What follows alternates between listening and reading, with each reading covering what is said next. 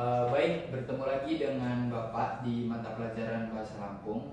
Jadi di sini Bapak akan menjelaskan materi tentang identifikasi dan analisis teks pidato. Baik, untuk yang pertama itu pengertian teks pidato. Teks pidato berarti teks atau tulisan yang berisi pidato yang akan disampaikan ataupun dipidatokan. Teks pidato bisa dibaca pada saat berpidato, artinya dari awal hingga akhir ia berpidato membaca teks itu. Bisa juga teks itu sebagai panduan ketika ia berpidato nanti.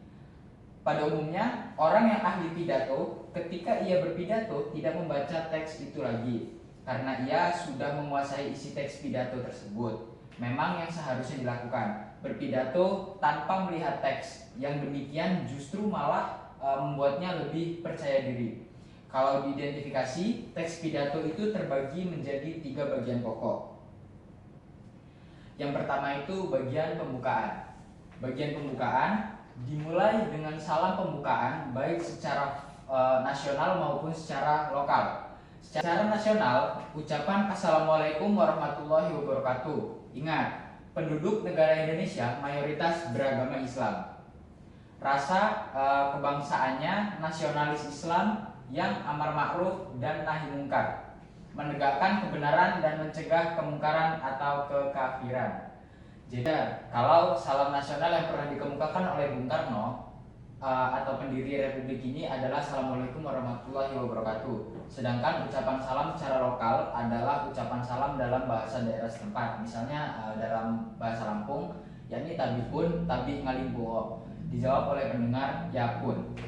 Lalu setelah salam pembukaan dilanjutkan dengan kata-kata pembukaan berupa ajakan kepada yang hadir atau yang mendengarkan pidato supaya bersyukur kepada Tuhan atau Allah Subhanahu wa taala Maha Suci dan Maha Tinggi yang telah memberikan rahmat, taufik dan hidayahnya sehingga dapat hadir di tempat tersebut dalam rangka mendengarkan pidato tentang tema apa atau pidato apa yang akan disampaikan. Misalnya menjaga kesatuan dan persatuan.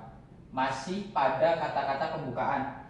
Lalu ajak pula para pendengar pidato untuk bersolawat dan salam kepada junjungan kita Nabi besar Muhammad SAW. Kemudian dahului isi pidato Anda dengan alasan apa Anda memilih tema tersebut. Misalnya jika Anda memilih tema kesatuan dan persatuan, alasannya adalah untuk menyaksikan di berbagai media elektronik dan membaca di bermacam media cetak. Hampir di setiap pelosok tanah air ini terjadi tawuran, perang antar kelompok, bahkan antar etnis. Betapa rapuhnya rasa kesatuan dan persatuan, terutama di kalangan remaja, mahasiswa, pelajar, bahkan warga sekalipun.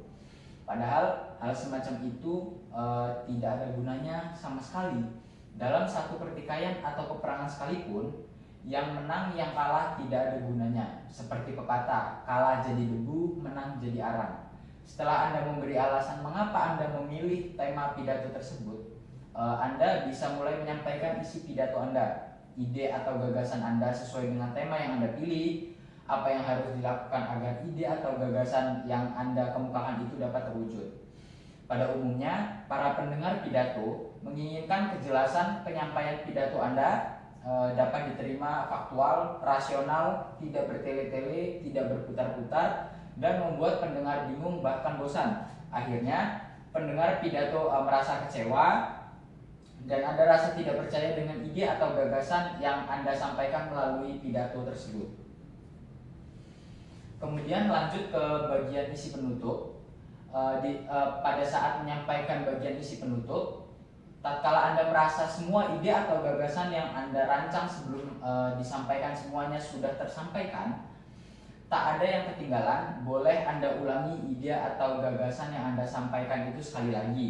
Tapi tidak sepanjang isi sebenarnya, poin-poinnya saja, inti-intinya saja untuk mengingatkan para pendengar.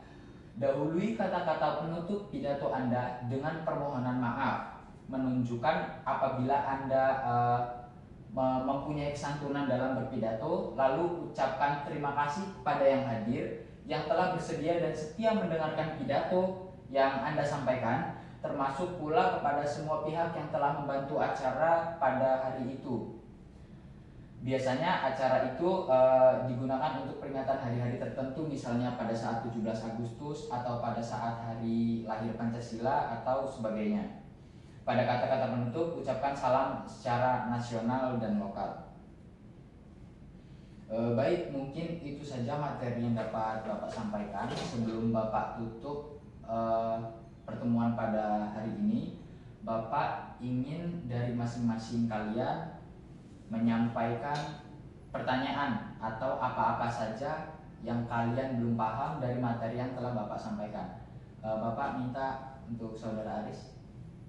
Kalau dari saya Pak, mungkin saya bertanya terkait pidato itu, bisa nggak sih disampaikannya secara mata-mata, misal dari satu orang ke orang satu gitu Mbak, di depan halayak umum.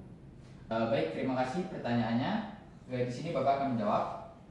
Sebenarnya untuk pidato sendiri apabila disampaikan dari seseorang kepada seseorang itu bisa saja dilihat apabila kita sedang melaksanakan lomba pidato misalnya. Nah itu misal kita menyelenggarakannya di sebuah ruangan, itu antara juri dan peserta itu kan saling bertatapan dan biasanya hanya ada dua orang tersebut, juri sebagai penilai dan peserta sebagai talent, orang yang ingin berkompetisi untuk mendapatkan juara. Nah itu salah satunya.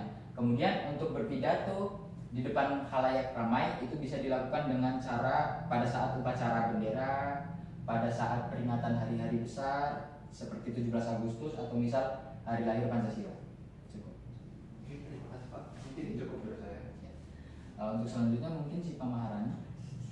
Baik, Pak, saya ingin bertanya, apa saja sih kesalahan yang sering terjadi saat kita lagi sedang membacakan teks pidato di depan orang banyak? Oke, nah baik.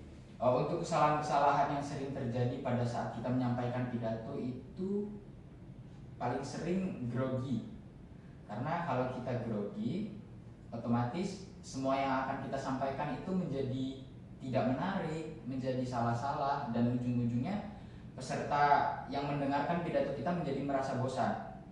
Sebenarnya kalau pada saat kita berpidato, kita harus berfokus saja pada teks apa yang harus kita sampaikan. Sementara pada saat kita melakukan kesalahan, justru audiens lebih tertarik untuk memperhatikan apa kesalahan yang kita lakukan. Cukup. Cukup, Pak. Sudah? Sudah, Pak. Baik. Untuk selanjutnya Saudari Sabrina dipersilakan.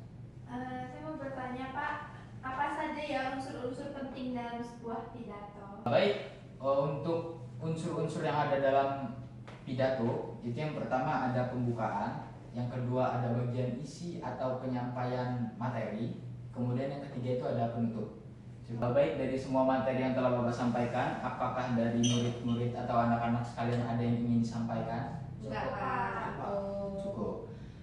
Baik, sekian yang dapat Bapak sampaikan, kurang lebihnya Bapak mohon maaf. Bapak akhiri, wassalamualaikum warahmatullahi wabarakatuh. Waalaikumsalam warahmatullahi